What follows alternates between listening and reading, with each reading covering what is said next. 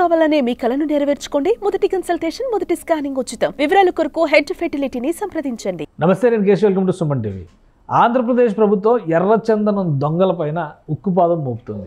దేశంలో ఎక్కడ ఏ మూలన ఎర్రచందనం దొంగల్ని అక్రమ రవాణా చేసినా పట్టుకునేందుకు ఒక ప్రత్యేకమైన యంత్రాంగాన్నే ఏపీ సర్కార్ ఏర్పాటు చేసింది.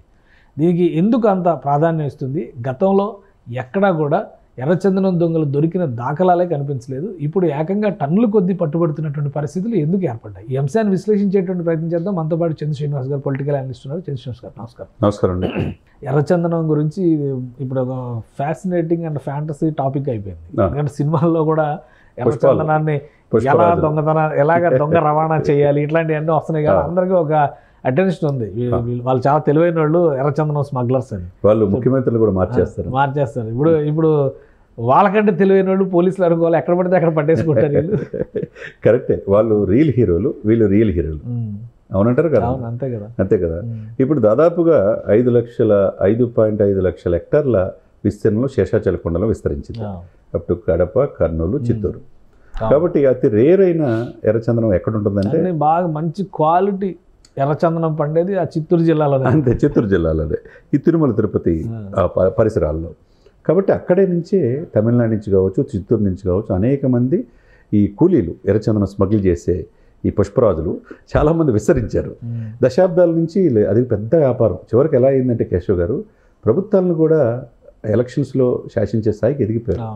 అంటే 100 కోట్ల నుంచి 1000 కోట్లకి వెళ్ళిపోయారు వాళ్ళు. వ్యాపారాలు అట్లా విస్తరించి గంగిరెడ్లు ఇలాంటి వాళ్ళు చాలామంది 5 సంవత్సరాలు యథేచ్ఛగా వ్యాపారాలని చేసుకున్నారు. అదే సమయంలో ఇప్పుడు ఈ కూటమి వచ్చిన తర్వాత ఈ 4 మాసాల్లో అనేక డంపులు స్వాధీనం చేసుకున్నారు. ఇప్పుడు లేటెస్ట్గా లోకేష్ గారు కూడా ట్వీట్ చేశారు. ఆ ట్వీట్లో కూడా మనం చూసే ఉంటారు.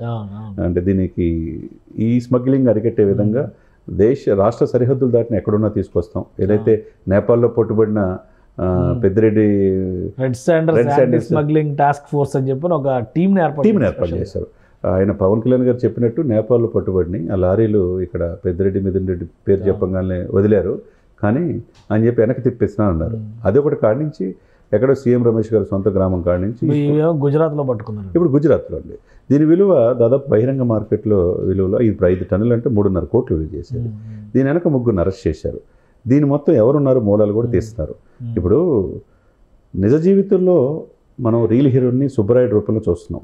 ఇదే కాదు, ఇది 3వది ఆయన వచ్చిన తర్వాత. తిరుపతి జిల్లా ఎస్పీ ఆయన సమర్థవంతమైన ఆఫీసర్ అని తెలంగాణ నుంచి ఆయన ఆంధ్రప్రదేశ్ ప్రత్యేకంగా తీసుకున్నారు. కాబట్టి తిరుమల పక్షాలకి అత్యంత ఆధ్యాత్మిక ప్లేస్ ఏదైనా సార్ ప్రపంచవ్యాప్తంగా హిందువులకి, అది కాపాడుకోవాల్సిన బాధ్యత ఉందా లేదా?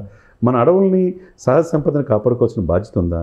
మరి ఇది రష్యాకి, జర్మనీకి, జపాన్కి ఇది తీసుకెళ్ళి, చైనాకి తీసుకెళ్ళి వాళ్ళ ఔషధాల్లో, ఇంట్లో వాడుకునే వస్తువుల్లో, చివరికి రక్త ప్రసరణకి దీనికి సంబంధించిన అత్యంత ఇదిలో దీన్ని వాడుతున్నారు.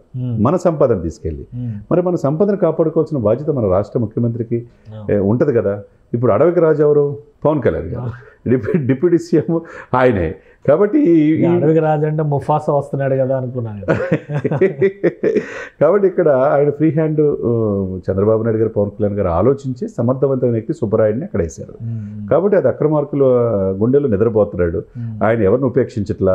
ఇది గతంలో 5 సంవత్సరాలు వైసీపీకి అధికార పార్టీకి సహకరించిన ఆఫీసర్స్ని ఒక అరెస్ట్ కూడా జరగలేదు కదా. ఎక్కడ పట్టుకునేది? ఇప్పుడు ఏకంగా గుజరాత్లో పట్టుకున్నారు, నేపాల్లో పట్టుకుంటారు. అంటే పెద్ద తలకాయలు రావాలి. గతంలో జరగలేదు, ఇప్పుడు జరుగుతుంది అనుకోవాలా? లేదా గతంలో జరిగినా పట్టించుకోలేదు? గతంలో జరిగినా చూసి చూడనట్టుగా ఉన్నారు. అధికార పార్టీకి సంబంధించిన వాళ్ళనే ఇది వల్ల చూసి చూడనట్టుగా ఉన్నమాట వాస్తవమే, అందరికి తెలిసిన అంశమే. కాకపోతే ఇప్పుడు ఏంటంటే ఫ్రీ హ్యాండ్ ఇచ్చారు ఇక్కడ సుబ్బరాయుడు గారికి, ప్రకృతి సంపదను కాపాడమని. ఆయన దీనికి సహకరించిన వాళ్ళని, అంతకుముందు గతంలో వాళ్ళతో వైసీపీ పార్టీకి అండగాగిన వాళ్ళని కూడా 20 మంది పోలీస్ ఆఫీసర్లను సస్పెండ్ చేశాడు.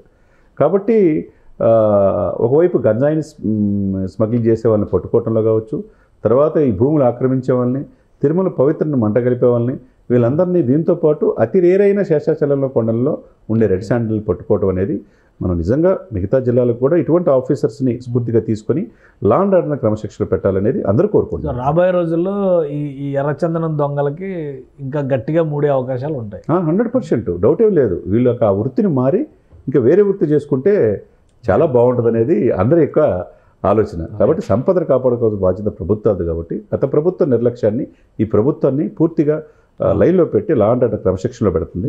ప్రకృతిని కాపాడే దిశగా వెళ్తున్నందుకు ముఖ్యంగా సుబ్బరాయుడు గారు లాంటి ఆఫీసర్ని మనం అప్రిషియేట్ చేయాల్సిన అవసరం ఉంది. రైట్. థ్యాంక్ యూ చంద్ర శ్రీనివాస్ గారు. ఇది ఎర్రచందనంకి సంబంధించి దేశవ్యాప్తంగా ఉన్నటువంటి డిమాండ్ని, ప్రపంచవ్యాప్తంగా ఉన్నటువంటి ఆదరణని దృష్టిలో పెట్టుకొని యథేచ్ఛగా స్మగ్లింగ్ చేయడానికి గత 5 ఏళ్లలో అలవాటు పడిపోయారు. ఇప్పుడు వరుసగా పోలీస్ డిపార్ట్మెంటు, అటవీ శాఖ సమన్వయంతో చేస్తున్నటువంటి దాడుల్లో అనేక అంశాలు వెలుగు చూస్తున్నాయి. రాబోయేటువంటి రోజుల్లో ఎట్టి పరిస్థితుల్లో శేషాచలం అడవులకు ఉన్నటువంటి పవిత్రతను దృష్టిలో పెట్టుకొని ఎర్రచందనం విషయంలో ప్రభుత్వం ఒక టాస్క్ ఫోర్స్ను కూడా ఏర్పాటు చేసింది. ఇంకా కఠిన చర్యలు తప్పవనేటువంటి సంకేతాలు స్పష్టంగా ఉన్నాయని సుబ్బారాయుడు లాంటి అధికారుల వలన ఉక్కుపాదం మోపడం అనేది ఖాయంగా కనిపిస్తుంది చంద్ర శ్రీనివాస్ గారు విశ్లేషిస్తున్నారు. ఇది స్పెషల్ డిస్కషన్.